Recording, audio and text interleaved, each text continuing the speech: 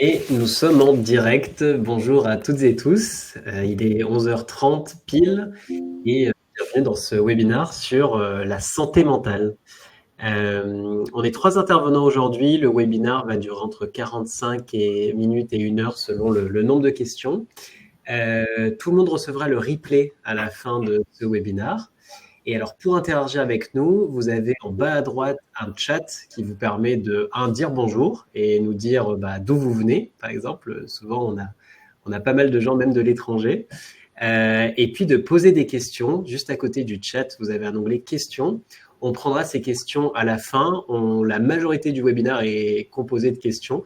Donc, n'hésitez pas. L'idée, c'est vraiment que sur ces 45 minutes, vous appreniez des choses, vous interrogiez des personnes qui ont vécu des choses sur la santé mentale, notamment en la qualité de Valérie qui est chez Vinci et qui va intervenir. Donc voilà, on est parti. Aujourd'hui, c'est la journée mondiale de la santé mentale, donc ça tombe très bien. Alors c'est pas un hasard du calendrier, hein. Et je suis en présence donc de deux personnes incroyables qui vont nous parler de ce sujet. D'abord, Valérie. Valérie, est-ce que tu peux te présenter en 2 mots? Oui, bonjour à tous. Je suis responsable ressources humaines de Vinci Construction SI, en fait, donc une filiale composée d'informaticiens pour le pôle construction de Vinci. Donc, c'est principalement des cadres et des étames. C'est environ une population de 400 personnes, avec une belle représentation syndicale de la CGT, voilà, qui nous permet d'avoir de beaux échanges sur la santé mentale en partage. Super. Jérôme, à ton tour. Bonjour à tous. Donc moi, Jérôme Crest, je suis un des fondateurs d'Olivia, une société qu'on a créée il y a 4 ans. Pour vous expliquer très rapidement notre mission, c'est d'impacter positivement la santé mentale des collaborateurs pour en faire un levier de performance RH, un levier de valeur des organisations. Et donc, on intervient sur plusieurs sujets. Le premier sujet, c'est d'aider les organisations à faire un changement culturel, porter un message positif autour de la santé mentale, dédramatiser le sujet, lever le tabou. Deuxième sujet, c'est donner les moyens aux salariés de venir désamorcer des situations de tension au quotidien et de prendre soin de leur santé mentale vraiment au jour le jour. Troisième volet, c'est comment on arrive à accompagner les managers et à créer des rituels managériaux qui permettent aussi d'infuser une culture positive autour de la santé mentale. Et le quatrième volet, comment est-ce qu'on aide les équipes RH à collecter des signaux, des données pour mieux anticiper, mieux détecter et mieux comprendre ce qui se passe dans leur organisation. Super. Et donc Valérie et Jérôme, vous travaillez ensemble depuis quelques temps. On va en discuter. Je me présente moi-même, donc Kevin Bourgeois, je suis cofondateur ici de Supermoon. On est une plateforme d'engagement des collaborateurs et on engage ces collaborateurs dans les entreprises, surtout en les écoutant. Donc on récolte le feedback des collaborateurs sur le terrain, on le transforme en données et ça permet de piloter l'engagement de façon scientifique et surtout mesurable dans le temps. La clé étant de qu'est-ce qu'on fait de ces données pour passer à l'action. Voilà. Et on travaille avec une majorité de grands groupes. On commence à travailler avec des entreprises de plus de 200 salariés. Donc voilà, assez parlé de nous. On va parler maintenant de santé mentale. Alors, qu'est-ce qu'il y a au menu aujourd'hui? C'est 3 parties. Le premier, c'est pourquoi la santé mentale, c'est au cœur de la stratégie RH. On va voir que la santé mentale, ça peut être un frein à toute la stratégie RH si elle est mal gérée, ou au contraire quelque chose qui pousse toute la stratégie RH et qui permet d'aller plus loin.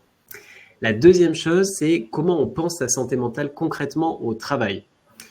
Comment on réfléchit à la santé mentale, qui est quelque chose de très vaste, quelles sont toutes ces briques qui doivent s'imbriquer justement pour créer un bon système.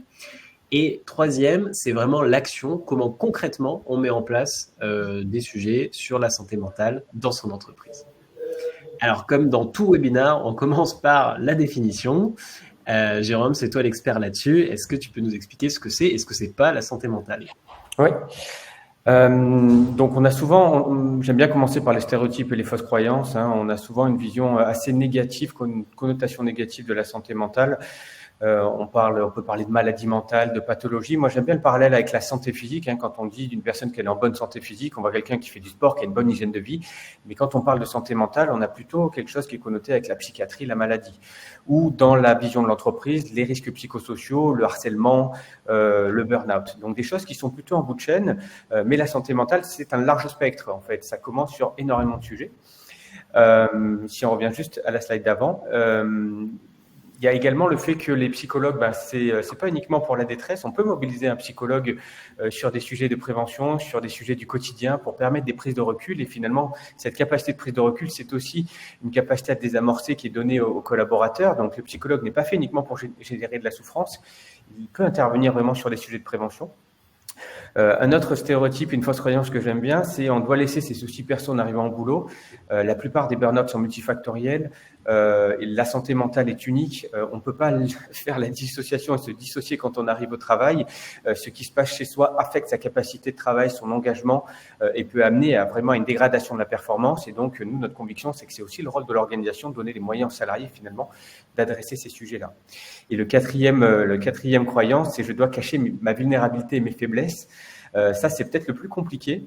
Mais en fait, beaucoup d'études qui montrent que quand on se montre vulnérable, on n'est pas infaillible, c'est ce qui permet de créer du lien humain, c'est ce qui permet de créer de l'émotion, ce qui permet de créer du sens aussi. Et donc, cette vulnérabilité, elle permet à la personne de se réguler, de partager et du coup d'être aussi soutenue.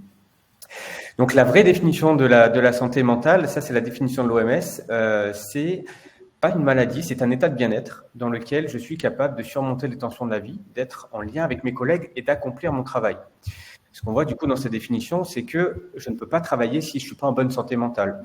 Et là, j'aime bien par opposition voir l'approche classique qui peut être portée dans certaines organisations sur la prévention des risques psychosociaux, où on est plutôt en réactif, en curatif, mais en fait, voilà, la santé mentale, c'est le prérequis du travail.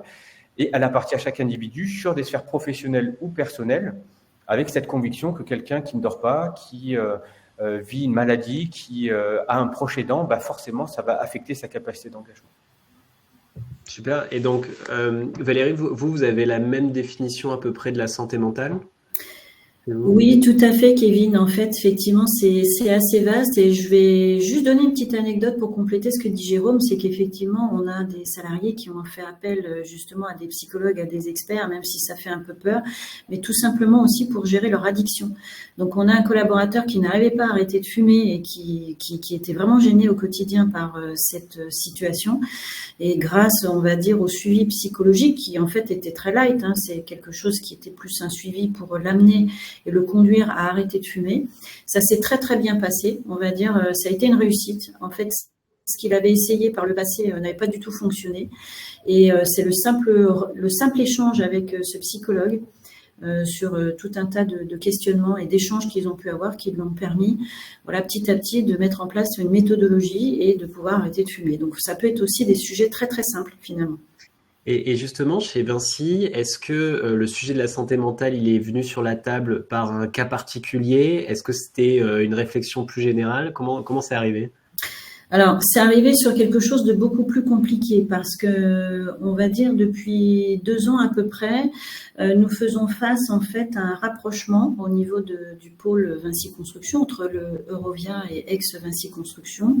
Donc, il a fallu effectivement rapprocher des équipes entre elles, non seulement pour une question de déménagement, puisque Vinci a créé son nouveau siège social il y a 2 ans et on a tous déménagé à un endroit effectivement qu'on ne connaissait pas.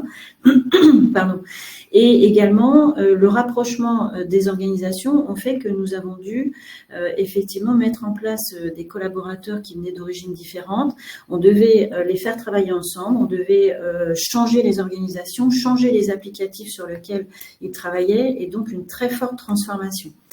En tant que RH, il est clair qu'à cette occasion-là, nos enjeux principaux sont principalement de pouvoir répondre à nos obligations de suivi des risques psychosociaux.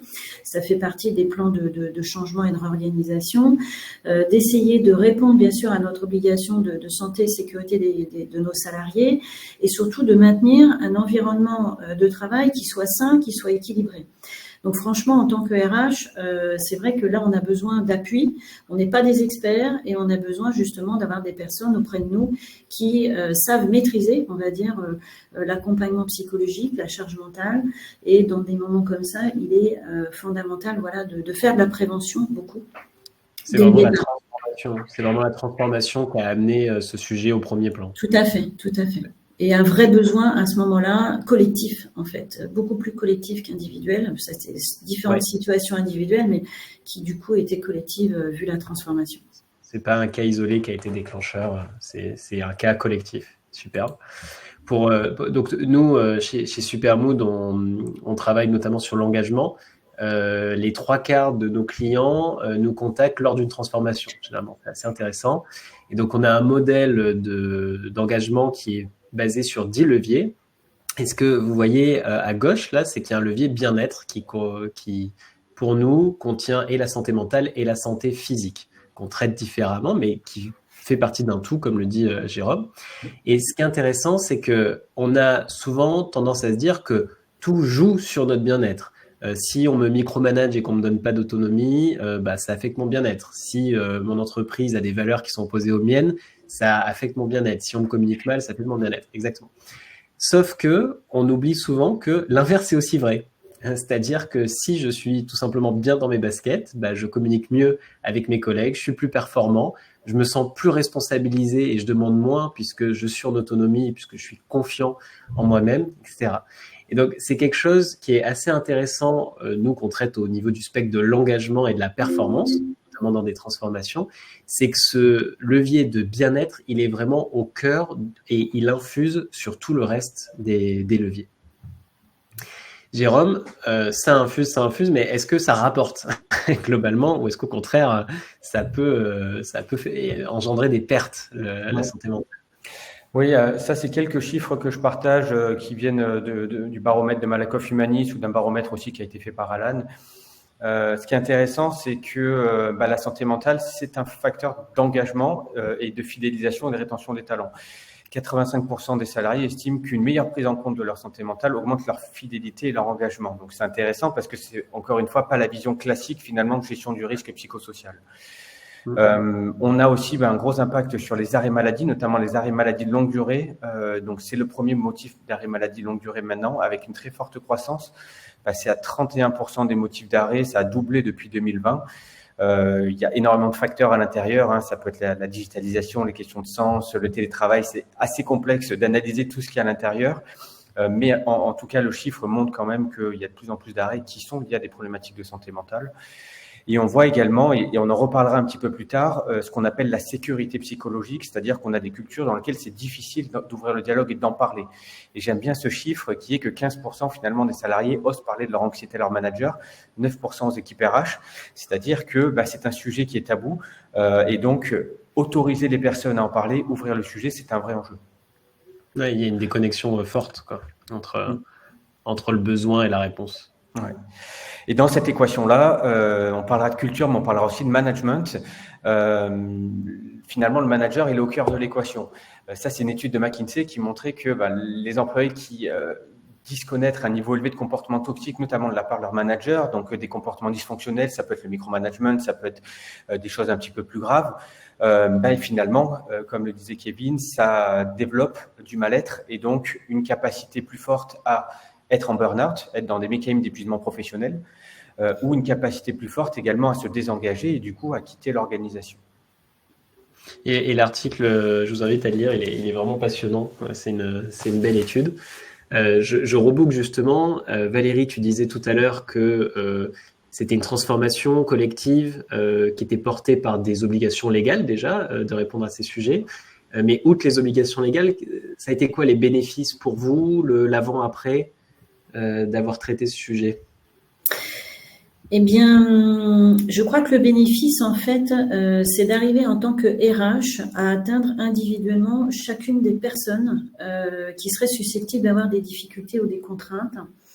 Le bénéfice, c'est pouvoir le traiter en amont, c'est ce qu'on disait, c'est effectivement, on voit bien, comme disait très bien Jérôme, que plus on va gérer en amont le stress, plus ça va nous permettre de désamorcer, on va dire, des situations individuelles ou collectives d'ailleurs, parce que dans le cadre d'une transformation, ça peut se transformer en collectif.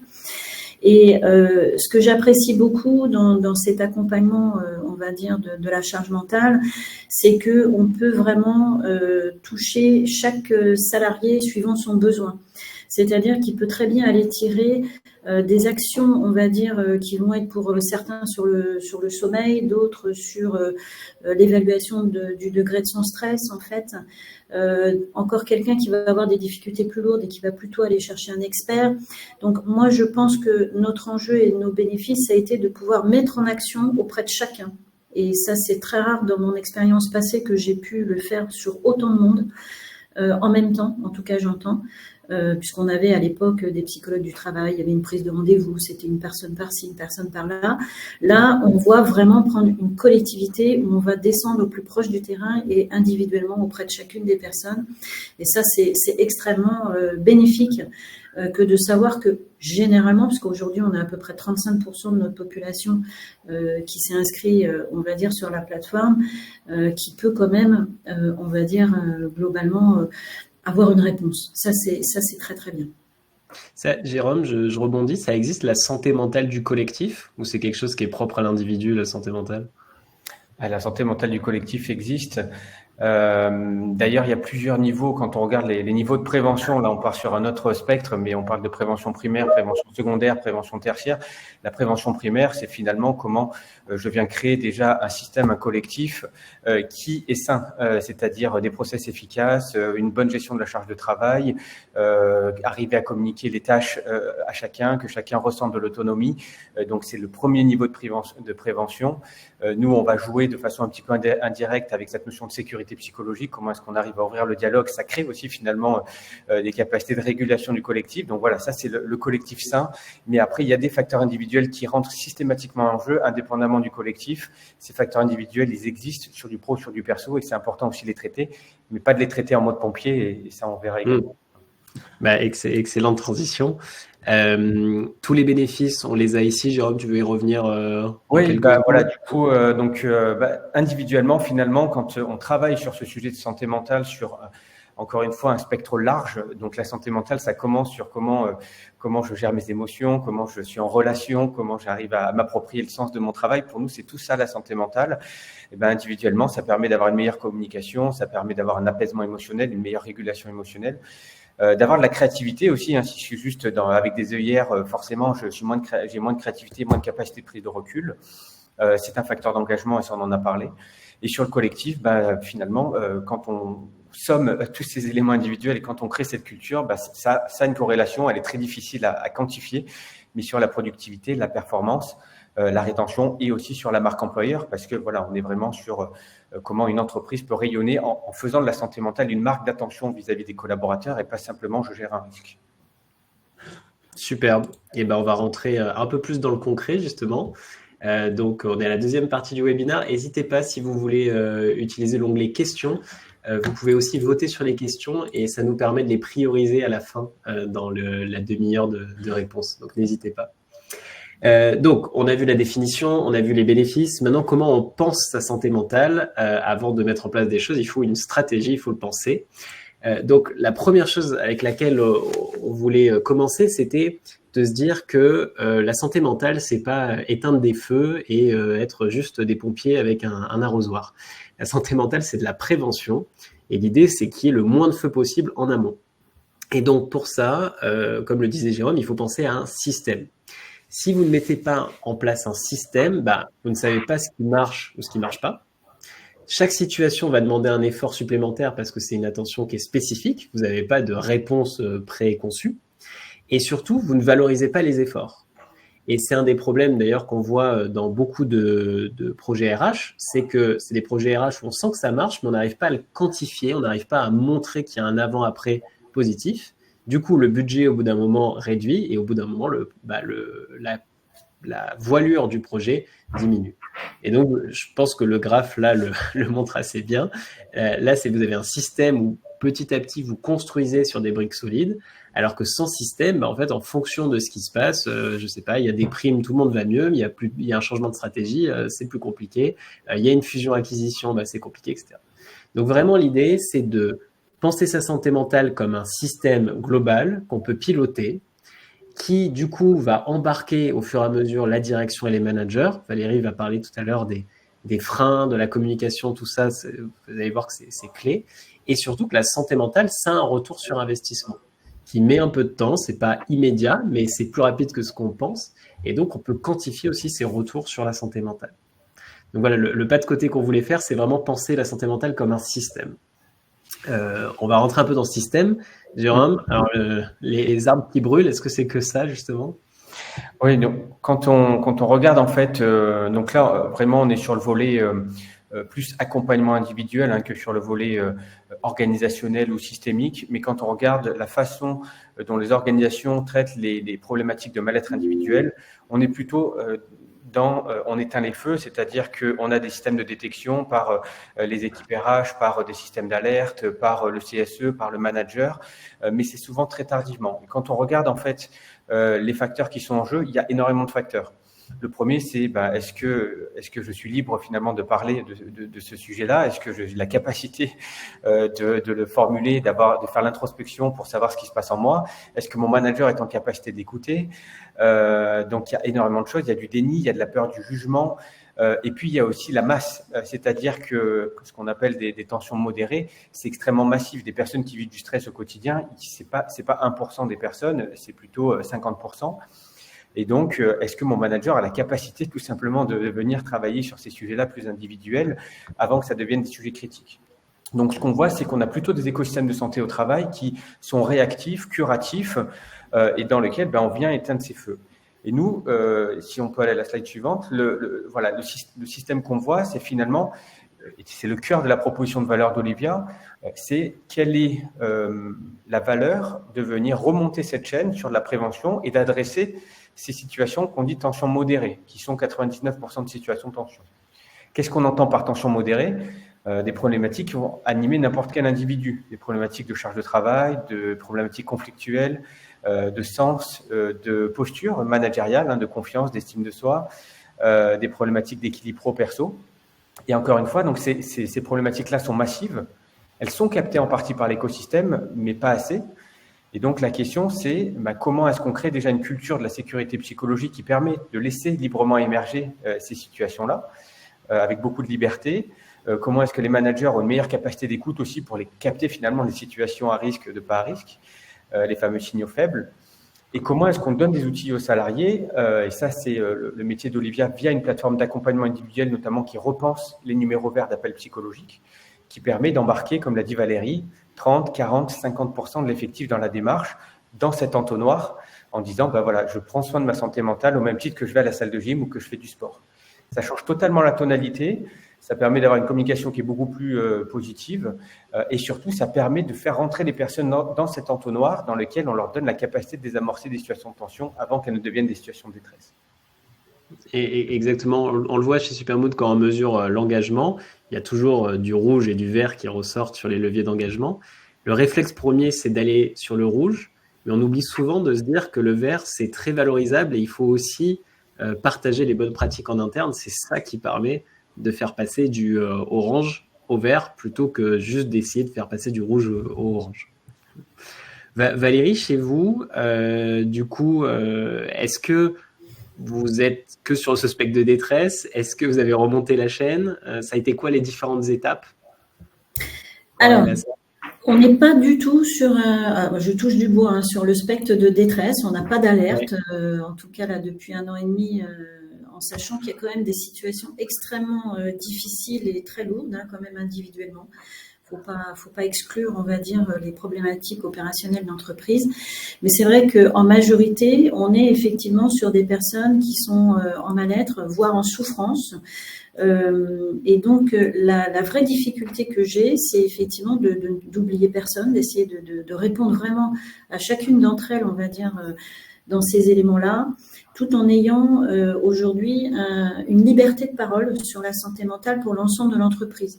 Je vous dis ça pourquoi? Parce que effectivement, quand vous en parlez auprès des managers, c'est quelque chose qui, juste avant qu'on mette en place justement la santé mentale au cœur du management et au cœur de l'entreprise, c'est quelque chose qui n'était pas forcément entendu ou quelque part le RH arrivait en disant mais qu'est-ce que tu vas nous raconter là en fait c'est pas tout à fait ça ton job, mais si, ça fait partie quand même de nos obligations. À côté de ça, on avait des salariés qui étaient quand même très demandeurs parce que très très mal quand même, ils avaient des vraies problématiques en entreprise. Et puis le CSE qui était un peu largement dépassé parce que c'est des choses pour lesquelles c'est des simples salariés aussi, même s'ils ont une fonction d'élu. Ils ne savaient pas par quel bout prendre, on va dire, cette histoire de santé mentale et ces problématiques opérationnelles.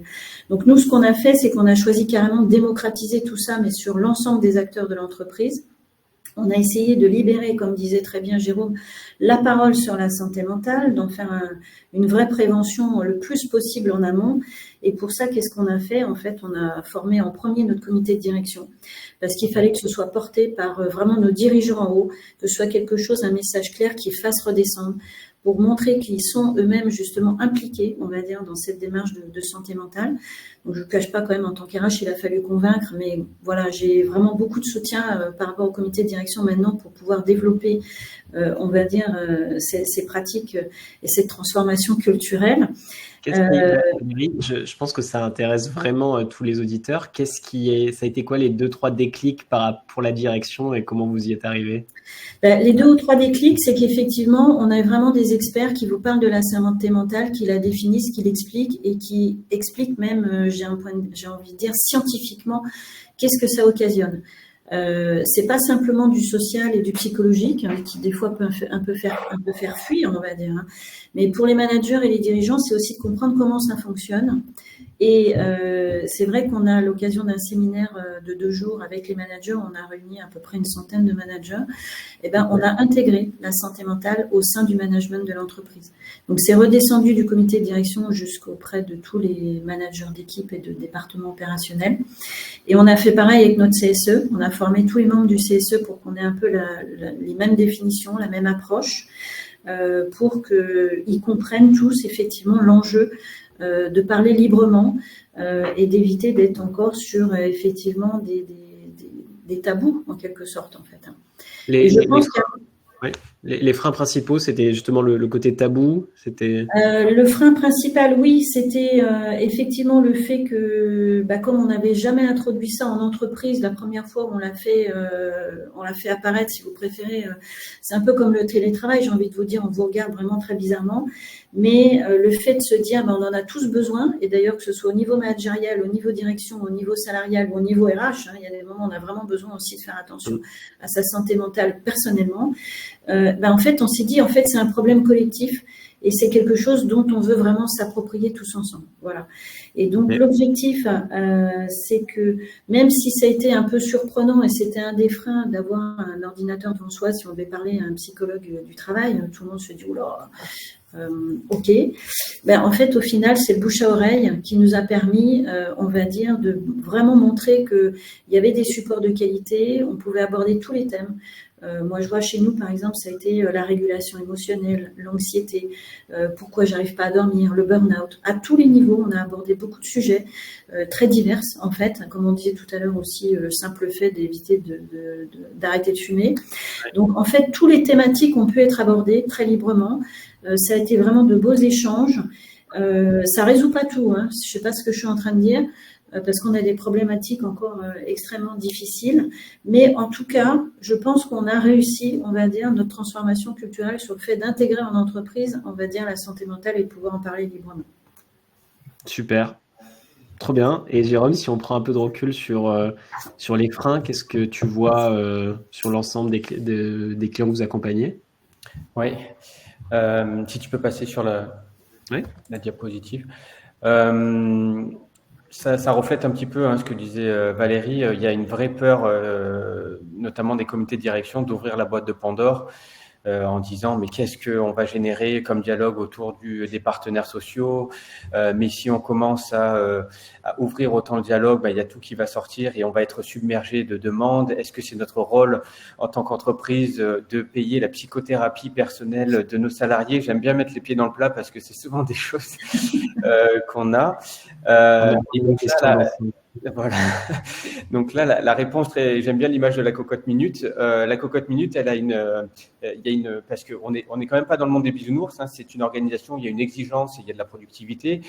Mais la cocotte minute, elle sait réguler la pression. Et donc, on a la même chose. Est-ce qu'on préfère avoir une cocotte minute qui est bien sous pression, mais dans laquelle on a ses capacités de régulation par la culture, par le fait qu'il y a des dispositifs qui aident les salariés, ou est-ce qu'on veut ouvrir la boîte de Pandore? Mais souvent, on ouvre la boîte de Pandore pendant la crise, pendant la restructuration, et c'est le pire moment pour le faire, et c'est là où ça peut malheureusement exploser. Voilà. Et le deuxième sujet.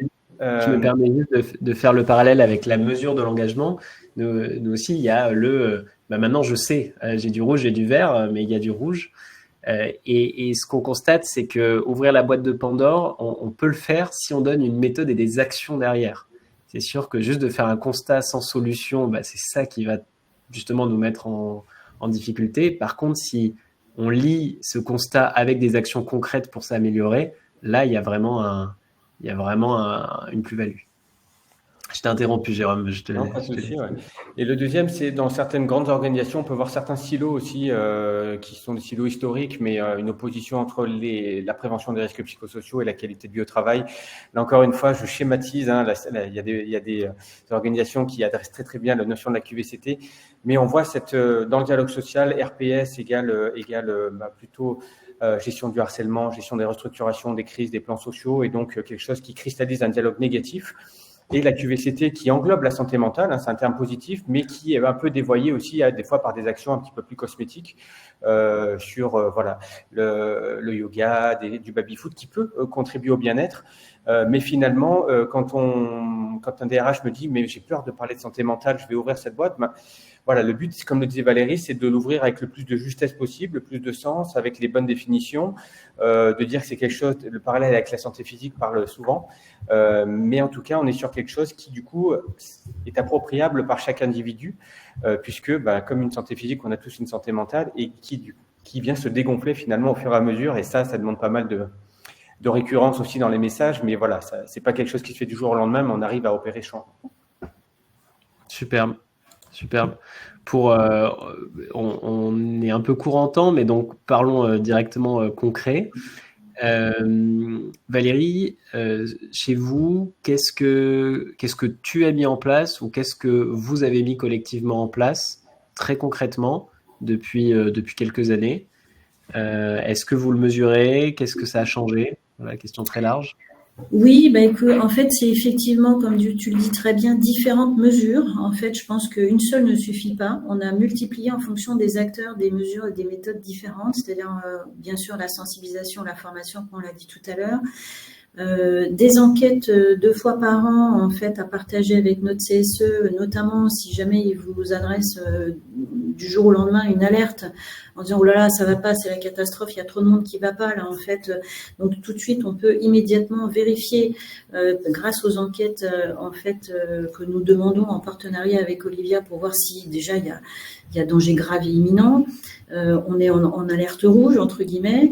Ça nous permet aussi à la fois syndicats, représentants du personnel et direction, de nous soulager si on se rend compte que finalement on n'est pas dans le rouge de trop quand même. Hein. Donc c'est un point de situation, voilà, à date, qui peut être faite, qui rassure tout le monde et qui nous permet justement de dire maintenant qu'est-ce qu'on fait, ce vers quoi on va. Et dans ce cas-là, effectivement, ça va être effectivement de renforcer nos mesures. Plus concrète, où notamment j'ai une petite anecdote à vous partager où mes représentants du personnel en fait précisaient, ils m'ont dit c'est bien ton truc là en fait, mais finalement si en fait t'as que 35% d'inscrits aujourd'hui sur la plateforme de santé mentale, qu'est-ce qu'on fait pour les autres?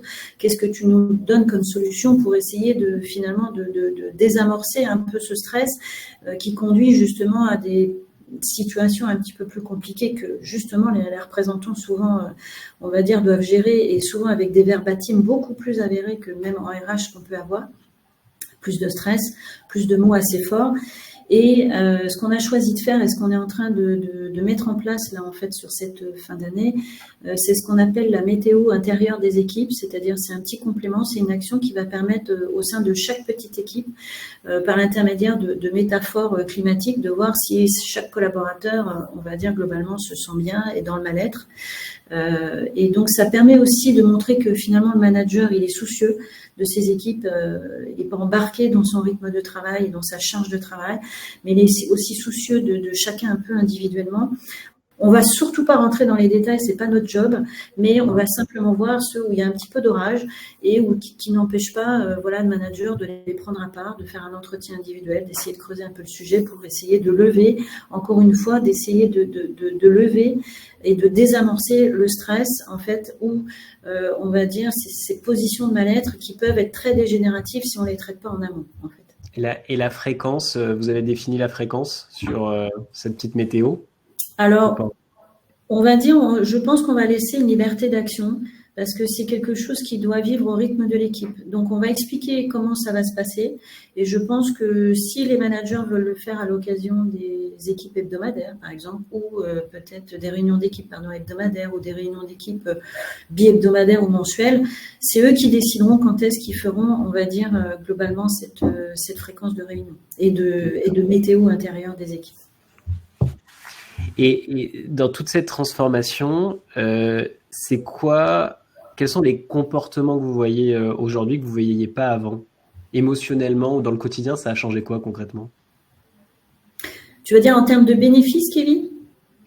De bénéfices, il y en a plein, mais vraiment est-ce que ça a un impact quotidien ou est-ce que c'est plus des cas isolés qui vont mieux? Oui, bien sûr. On peut dire quand même que les cas les plus importants restent des cas isolés et Dieu seul sait, Dieu merci, j'ai envie de dire. Donc oui, les cas très importants et très compliqués sont des cas isolés. Par contre, on va dire face à un environnement de transformation qui est nécessaire aujourd'hui dans nos organisations, on s'aperçoit que les problématiques opérationnelles deviennent de plus en plus complexes. Pour tous les RH, je ne mettrai pas en face les notions de harcèlement parce que je sais très bien qui comprendront ce que c'est, mais on se rend compte que la chaîne, depuis la gestion du stress jusqu'aux problématiques opérationnelles, jusqu'à une déclaration de harcèlement moral, et tout ça, je veux dire, on sent bien que finalement, si on gère en amont, en fait, cette santé mentale, et si on peut le faire, parce qu'il y a des moments, malheureusement, on n'est pas forcément au courant de tout ce qui se passe, on tente, en tout cas, par nos actions sur le terrain, d'essayer d'identifier le mieux possible les situations qu'il peut y avoir. Mais en majorité, bien sûr, l'entreprise se porte bien. Encore une fois, si on devait regarder les personnes qui font appel à la psychologie du travail de façon globale, les personnes qui consultent chez nous un psychologue du travail, donc vraiment qui auraient besoin d'une situation particulière, qu'elle soit personnelle ou professionnelle d'ailleurs, puisqu'on les laisse agir sur les deux côtés.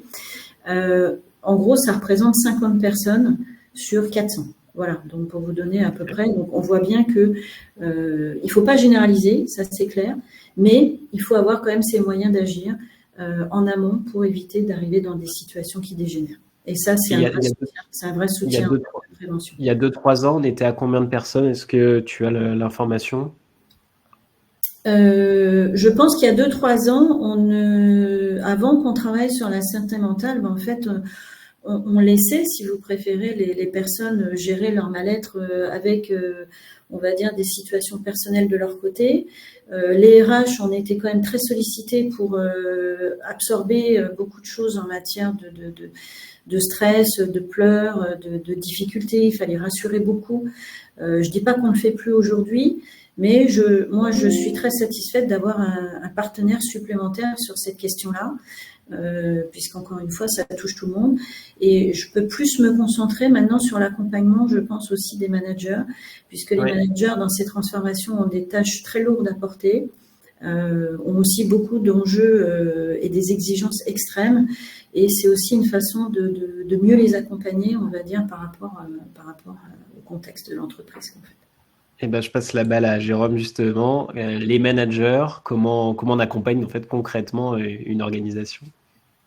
Oui, il y a plusieurs volets. Donc déjà, on a parlé de sécurité psychologique. Pour ceux qui ne sont pas familiers avec ce terme, c'est un terme qui est important. Il y a une étude qui avait été faite aux États-Unis qui montrait, parmi plusieurs critères de performance, ils avaient étudié, je crois, peut-être une centaine de critères. Le premier qui ressortait, en fait, dans la performance d'une équipe, c'était la sécurité psychologique. C'est-à-dire, est-ce que je suis capable finalement est-ce que je peux oser lever la main quand j'ai une problématique, est-ce que j'ai le droit à l'échec, est-ce que mon manager est en capacité de l'écouter, et donc finalement dans la pyramide de Maslow on a les besoins physiologiques et le besoin de sécurité, mais on a aussi cette sécurité psychologique. Est-ce que mon organisation finalement me permet de venir lever la main quand je ressens un problème. Donc ça c'est quelque chose qui est important, qui vient aussi travailler sur la culture et sur le fait qu'il faut en parler et oser ouvrir le dialogue. Si on va un petit peu plus dans les détails, sur la slide d'après. Quand on regarde du coup au niveau la plus culturel, comment est-ce qu'on arrive à le décliner concrètement? Déjà, c'est se montrer publiquement concerné par des sujets de santé mentale. Valérie a dit, on a commencé par le CODIR. C'est important que le CODIR vienne incarner finalement ce discours-là, parce que sinon, ce qu'on porte, en fait, ce n'est pas une transformation culturelle, c'est un pansement ou une rustine. Donc, c'est important que le CODIR souhaite faire ce changement et qu'il se montre finalement concerné par le sujet. Et s'il se montre concerné par le sujet, il va autoriser, in fine, l'ensemble des collaborateurs à être concernés et à ouvrir le dialogue aussi sur le sujet. Donc derrière, on peut aussi créer des espaces de parole.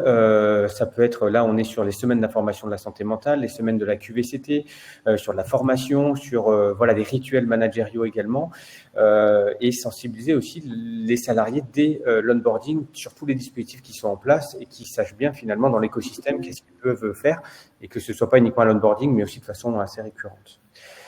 Et sur le volet managérial, qui est le dernier point, je vais aller assez rapidement, je vois le temps qui passe, mais on peut créer beaucoup de choses autour de rituels managériaux en dehors d'avoir une solution digitale d'accompagnement individuel. Mais c'est vraiment comment est-ce qu'on crée finalement ces opportunités de parole qui ne soient pas uniquement dans l'entretien individuel et qui ne soient pas uniquement orientées sur la performance. Donc, ça peut être une météo intérieure, un check émotionnel, commencer une réunion par un petit tour de table. Nous, c'est ce qu'on fait chez Olivia sur comment les personnes se sentent, mais poser une émotion, pas juste ça va. Le ça va, ça n'existe pas. Donc, on doit dire je me sens triste, en colère, joyeux, voilà. Avoir des vrais rituels autour du feedback. Donc, ça peut être une demi-heure de feedback, mais que ce soit vraiment, nous, c'est tous les mois chez Olivia, par exemple, dans nos équipes. Avoir des vrais outils de droit à la déconnexion, reporter tous les messages qui ne sont pas urgents, pouvoir les reporter. Donc, ça joue sur la charge mentale. Et donc, il y a beaucoup de choses en fait qu'on peut créer et on essaie de travailler sur ces rituels pour changer les pratiques et à ne pas avoir des pratiques managériales uniquement orientées sur la performance. J'enchaîne sur le collectif. Chez Supermoon, on fait du sondage anonyme, donc c'est forcément du collectif. Et surtout sur cette stat du fait que les collaborateurs n'ont pas assez de feedback. C'est un fait assez avéré. Comment on réfléchit? On réfléchit en 3 parties. La première, c'est faire un bilan. Ce bilan, donc on vous a montré les leviers d'engagement. Il y a d'autres choses qu'on peut voir. On mesure par exemple les pratiques managériales. Est-ce que les managers font un feedback régulier? Est-ce que l'information circule, etc. Ce bilan, il vous permet d'amorcer les choses et de mettre votre énergie aux bons endroits. Pas que sur les points rouges, mais aussi sur les points verts pour les diffuser. La deuxième chose, c'est que c'est quelque chose du quotidien, la santé mentale. Donc, il faut mesurer en continu pour pouvoir, 1, capter les alertes et 2, avancer petit pas par petit pas. Et la troisième chose qui est vraiment importante, c'est il faut une méthode. Chez Supermoon, on a plein de méthodes autour de l'engagement, mais je voulais venir avec deux clients qu'on a accompagnés là sur les dernières années. Vous voyez leur score d'engagement aujourd'hui qui est situé entre moins 100 et 100, c'est un INPS pour ceux qui connaissent. Vous voyez, il y a quelque chose qui est similaire, c'est qu'au début, quand on implémente Supermoon, vous avez un saut de l'engagement. Pourquoi? Parce qu'on a fait un bilan. Et très rapidement, on peut corriger ce qui est rouge clignotant. Souvent, c'était un manque de visibilité. Donc là, il y a une prise de conscience et on peut corriger. Par contre, après, vous avez une différence entre 2 types de clients. Vous avez un client qui stagne et vous avez un client qui grossit petit à petit et qui gagne au final énormément de points d'engagement. La vraie différence, c'est que là, il y a un système, c'est-à-dire qu'il y a une méthode. Et donc, comme ce que disait Valérie, si vous parlez régulièrement de votre météo intérieure, au fur et à mesure, vous allez construire et vous allez débloquer des choses dans votre équipe. Alors que si vous faites juste un bilan par an et que vous prenez quelques actions, vous allez gagner, c'est sûr, en engagement, mais cet engagement, il ne va pas bouger tant que vous ne prenez pas de nouvelles actions concrètes. Donc la façon dont on pense l'engagement ou la santé mentale, c'est vraiment une façon de quel est le système, quelle est la boucle et comment cette boucle elle se transforme en spirale qui positive de plus en plus. C'est vraiment le message clair. On va finir avec peut-être 2 slides. Un tout petit peu de benchmark, Jérôme, sur l'utilisation et toutes les briques autour de la santé mentale. C'est vraiment votre... Et du coup, je cumule ça avec une question, comme ça, je fais d'une pierre deux coups. Il y a Laurie qui posait la question, ne faut-il quand même pas rester une entreprise, indiquer aux collaborateurs qu'ils sont acteurs de leur santé mentale et que ce n'est pas que l'entreprise qui doit faire quelque chose. Donc là, le but, vraiment, c'est l'entreprise, elle a un rôle finalement de créer cette sécurité psychologique, ce sujet culturel, de bien former les managers. Mais ensuite, le but, c'est de donner de la capacité d'action et ça se fait finalement avec notre plateforme d'accompagnement individuel dont le but a été de repenser notamment l'usage des lignes d'écoute psychologique, mais dans lequel le salarié devient acteur de sa santé mentale. Comme le disait Valérie, on arrive, c'est pas Vinci Construction qui gère chacune des problématiques individuelles, c'est Vinci Construction qui ouvre le dialogue et qui met à disposition une solution qui permet ensuite d'adresser confidentiellement chaque situation individuelle et donc de rendre acteur chaque personne de sa santé mentale. Donc là, nous, c'est notre cœur de métier. On a une solution qui permet, dans un large spectre, d'embarquer 30-40% des salariés dans la démarche, dans un gros entonnoir où les personnes peuvent soit se sensibiliser, ont des questions et donc on a de la personnalisation et on est capable, en fonction de leurs besoins, soit de répondre avec de la sensibilisation, soit de répondre avec de l'accompagnement individuel avec des psychologues, mais d'ouvrir toutes ces portes d'entrée, de les maximiser pour être certain d'augmenter les mailles du filet, d'augmenter la taille de l'entonnoir et d'engager le maximum de personnes dans la démarche. Donc voilà, c'est vraiment l'intention, c'est l'entreprise ouvre le dialogue, mais derrière met à disposition des choses qui permettent de rendre les collaborateurs acteurs. Je rebondis là-dessus parce qu'il y a une remarque de Franck qui dit que est-ce que l'engagement c'est pas biparti entre la direction et les salariés? Si la méthode chez nous s'appelle co-engage, il y a le co du collectif. On n'engage pas les gens, c'est un collectif qui s'engage. On ne peut pas dire je vous désigne volontaire à vous engager. Donc c'est hyper important que justement tous les acteurs soient responsabilisés sur ces sujets. Valérie, le mot de la fin, le petit conseil, et puis ensuite on passe aux questions.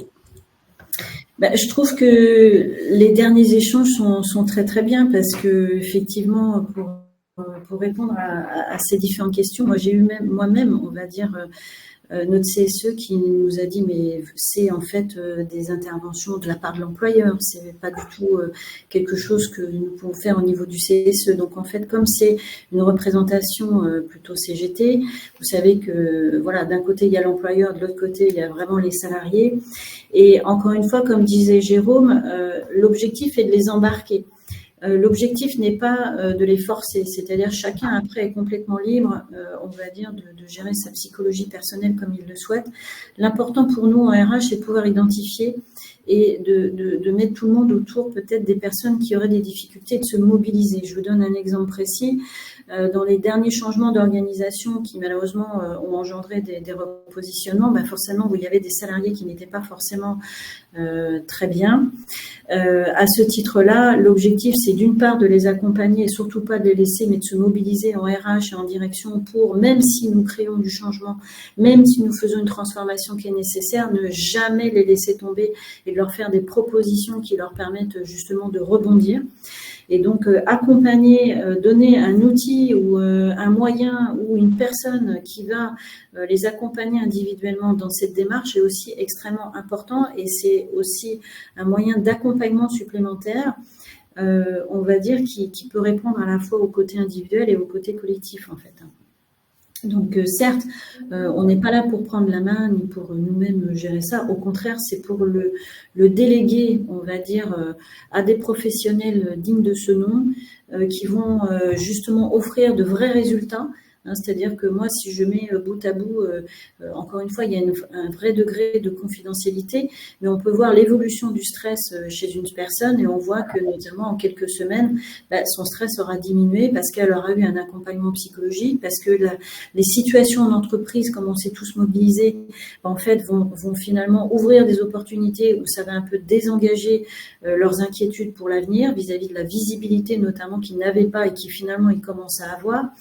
En fait, voilà, je crois que l'important, c'est que finalement tout le monde soit mobilisé autour du sujet, vraiment, pour arriver à mener des actions concrètes. Super, ça sera le mot de la fin de la présentation. On passe aux questions, donc n'hésitez pas. Déjà, merci Jérôme, merci Valérie. On prend les questions dans l'ordre où elles sont le plus votées. La première question, c'est... alors, on a des questions très concrètes, ce qui est super. Quelle stratégie de communication recommanderiez-vous pour diffuser des initiatives sur la santé mentale ? Je ne sais pas, Jérôme, tu es l'expert là-dedans. Valérie, vous, qu'est-ce que vous faites chez Vinci ? Je sais pas, allez, main à Jérôme. Ouais. Quand on parle de transformation culturelle, nous, Olivia, on ne se réduit pas à une solution digitale. La première chose qu'on fait, c'est d'aider les DRH dans cette transformation culturelle. Donc, on a travaillé beaucoup depuis 2 ans sur comment porter ce discours, comment faire écho et résonance avec des situations vécues par les salariés. Donc, éviter la communication. N'oubliez pas que vous avez une ligne d'écoute si vous êtes en souffrance. C'est la pire communication qu'on peut porter. Et donc, bien faire résonance à des situations qui sont vécues par les salariés au quotidien. Donc là, nous, on a des kits de communication sur, voilà, je dors moins bien en ce moment, j'ai moins de plaisir à travailler. Donc, on va projeter des salariés sur une situation réellement vécue et les toucher. Donc ça, c'est un premier sujet. Et ensuite, bien former les managers qui sont au centre de l'équation, avec beaucoup de managers. Et là, moi, j'ai une petite anecdote aussi chez Vinci Construction où j'étais à la sensibilisation, mais des managers qui nous disent, mais concrètement, comment je porte ce discours, comment je fais le relais, c'est ma responsabilité, et qui étaient un peu démunis et qui disaient, mais je peux pas dire, va voir un psychologue, va voir la médecine du travail, c'est trop stigmatisant. Donc, on voit des managers qui ont des vrais sujets autour du discours. Donc, comment, voilà, les aider à adopter ce discours. Donc voilà, pour moi, c'est les 2 conseils principaux, c'est avoir des communications très concrètes qui font résonance et puis bien outiller les managers aussi sur le discours qu'ils peuvent porter. Et chez toi, Valérie ? Oui, on peut effectivement dire aussi que c'est une stratégie de communication à plusieurs niveaux, c'est-à-dire, comme disait Jérôme, au niveau du management. Moi, depuis, on va dire, j'ai aussi fait une communication systématiquement tous les mois dans le séminaire d'intégration des jeunes embauchés. On sait que les plus jeunes aujourd'hui, par rapport à la situation de la société, la construction de la vie est quand même pas quelque chose de très facile pour les plus jeunes. Donc, ça fait aussi partie des thématiques qu'ils aiment beaucoup.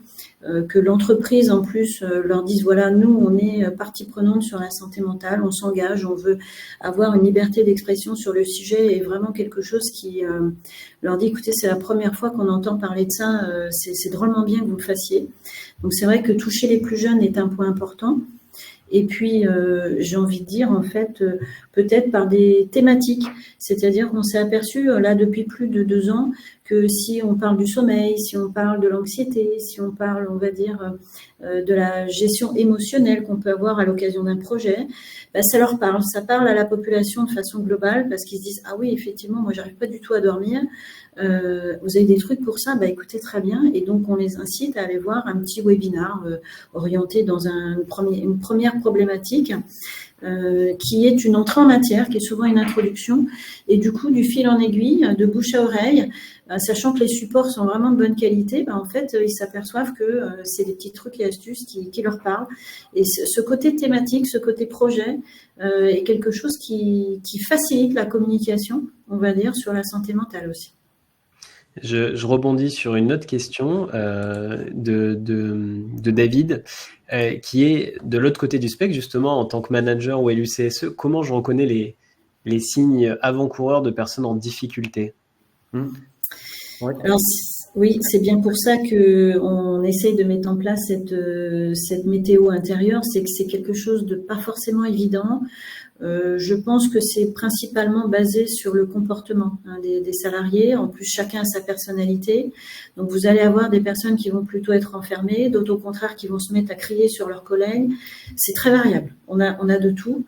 Les premiers signes, c'est qu'effectivement, c'est moins équilibré. C'est-à-dire que vous êtes sur un climat social ou sur un environnement qui est plus stressé, qui est plus tendu.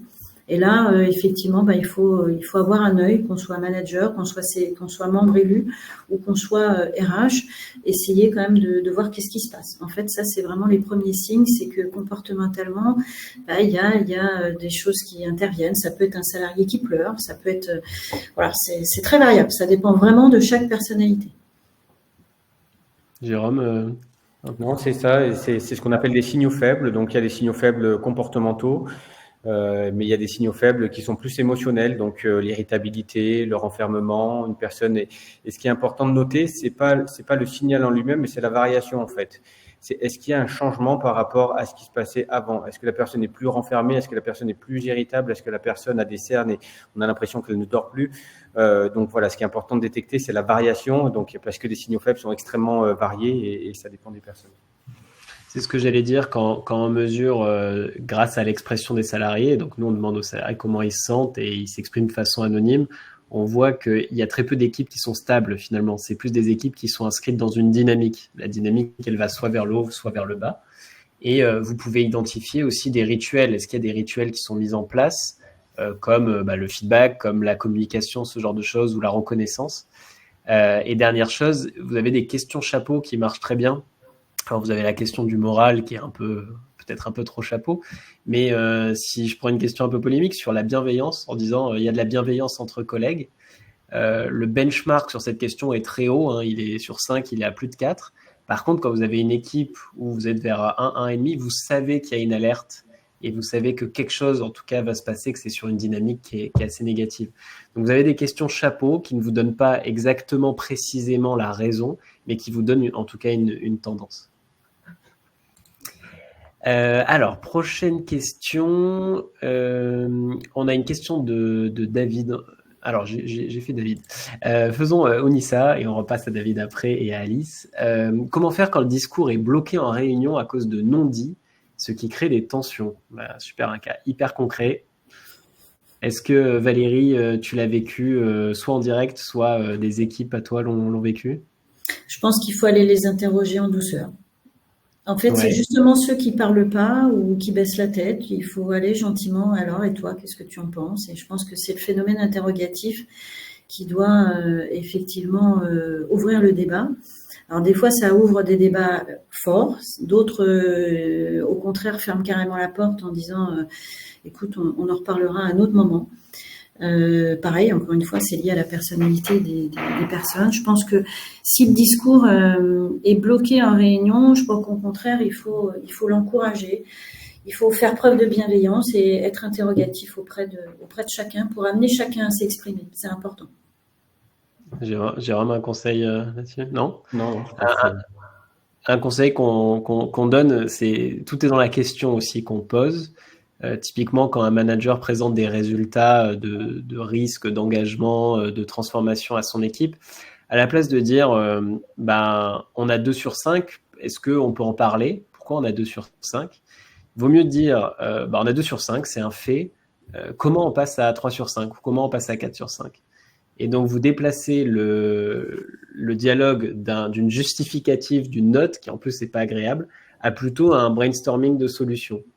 Et c'est comme ça aussi qu'on libère la parole, parce que c'est beaucoup moins engageant de proposer des solutions que de faire un constat négatif. Voilà, donc vous avez des petites astuces comme ça sur comment ouvrir la parole avec des questions qui sont bien positionnées. On a une question de David sur en tant qu'élu CSE, j'aimerais faire de la prévention. Vers qui puis-je m'orienter pour avoir un support gratuit en prévention ou en formateur? Ça peut être Jérôme, tu... Oui, n'hésitez pas à prendre contact avec nos équipes. Là, on peut regarder. Nous, on a des livres blancs, des supports qu'on peut diffuser sans souci. Voilà. Et après, après, rien ne remplace une formation réelle forcément en termes d'ancrage, de discours, de compréhension des besoins. Mais si en tout cas c'est un besoin d'un support, on pourra regarder ce qu'on peut vous fournir. Top. Une question d'Alice sur 98% des salariés se désengagent sans feedback. Comment avez-vous calculé ce chiffre et quelle source, s'il vous plaît? Alors, Jérôme. Oui, normalement, je mets toujours mes sources et c'est la seule slide où il n'y a plus de sources. Et là, d'un coup, je ne l'ai plus en tête. Je pourrais Je pourrais la retrouver, mais là, je ne l'ai pas. Mais en tout cas, c'était ni Supermoon ni Olivia, c'était vraiment une étude large qui avait été faite. Je ne sais pas si c'était type Gallup, mais voilà, des études assez reconnues sur une large population. Je donnerai la source. De tête, hein, ce que dit Gallup, en tout cas, qui est un cabinet américain, c'est que le feedback est une des trois sources d'engagement pour les collaborateurs. Ce qu'on constate aussi, c'est qu'on peut faire le parallèle, c'est qu'un système où il n'y a aucune mesure, bah, généralement, c'est un système qui est très faillible parce qu'on ne sait pas quand il va pas bien. C'est comme conduire sur l'autoroute sans avoir de chiffre de vitesse d'à combien vous allez. Donc, vous avez un petit sentiment, mais parfois à 20 km/h près, vous êtes au-dessus ou en dessous de la limite. Donc, voilà, que ce soit 98 ou 90 ou 100, il y a quand même un parallèle assez évident à faire. Mais on enverra les sources. J'en profite, si vous avez des questions suite à ce webinaire, n'hésitez pas à nous écrire et on répond généralement par mail.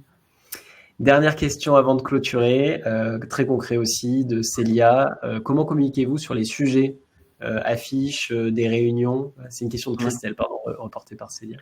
Ben là, nous on a travaillé vraiment sur la communication interne de façon assez profonde. Donc, il y a des affiches, il y a des emails qui font écho finalement à des situations vécues par les salariés. On crée des interactions aussi avec l'écosystème de santé au travail, les partenaires sociaux. On leur présente la démarche, le CODIR qui doit incarner le sujet. Donc, voilà, c'est plein de petites touches en fait qui permettent de vraiment bien approprier le sujet, s'assurer que tout le monde a pu poser ses questions. Et ensuite, et ça c'est très important, c'est qu'on déleste en fait les équipes RH des rituels de communication interne. Donc tous les mois, on a une newsletter qui part sur des sujets de santé mentale où on a une conférence mensuelle auprès de tous les salariés. Et donc ça permet de rappeler qu'on porte ce message dans la culture, de sensibiliser un salarié sur la communication non violente, sur le sommeil, etc. Et donc de l'infuser régulièrement sur la culture. Et on voit que les équipes RH ont énormément de sujets à communiquer. Et donc, c'est aussi intéressant d'avoir des experts qui puissent, sans inonder les collaborateurs eux-mêmes, porter des communications dans une mission de prévention des risques psychosociaux. L'effet tiers partie que tu évoquais, Valérie, pour convaincre la direction aussi est assez important. C'est pas les équipes en interne qui le disent, c'est quelqu'un de plutôt objectif et tiers qui l'amène. Des experts aussi qui connaissent bien la déclinaison de la santé mentale, tout à fait. Superbe. Et ben voilà, il est 12h30, 1 heure de webinaire. Merci d'être resté avec nous. Merci Valérie, merci beaucoup pour ton témoignage. Merci Jérôme pour ton expertise. Et puis, vous recevrez le replay normalement demain ou à la suite de ce webinaire, ainsi qu'un mail avec la présentation.